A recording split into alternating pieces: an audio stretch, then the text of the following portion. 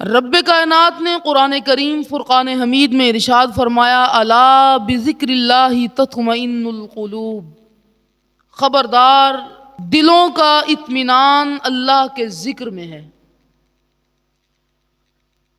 آج ہر انسان وہ مارا مارا پھر رہا ہے۔ یہ سکون جو ہے، یہ جو اطمینان قلب ہے، یہ بہت بڑی دولت ہے۔ بہت بڑے مالدار، بڑی بڑی جائیداد اور جاگیروں والے اور بڑے ہی ذی شعور اور اہل علم انسان بھی آج وہ اطمینان کی دولت سے محروم ہیں۔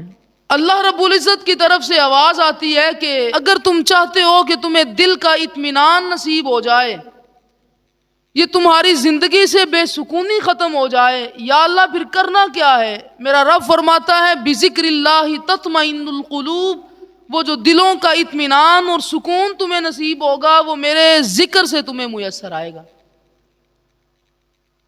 آج ذکر کے اوپر بھی لوگ باتیں کرتے ہیں کہ ذکر کرنا چاہیے، نہیں کرنا چاہیے، نماز کے بعد کرنا ہے، نماز سے پہلے کرنا ہے، کس حدیث سے ثابت ہے کہ نماز سے فوراً ذکر کیا ہے حضور علیہ الصلوۃ والسلام نے؟ یہ ساری ابحاث یہ الگ بات ہے۔ یہ بھی دیکھو نا کہ میرا رب فرما رہا ہے کہ اگر تمہیں دل کا اطمینان اور سکون چاہیے تو پھر میرے ذکر میں مشغول ہو جاؤ۔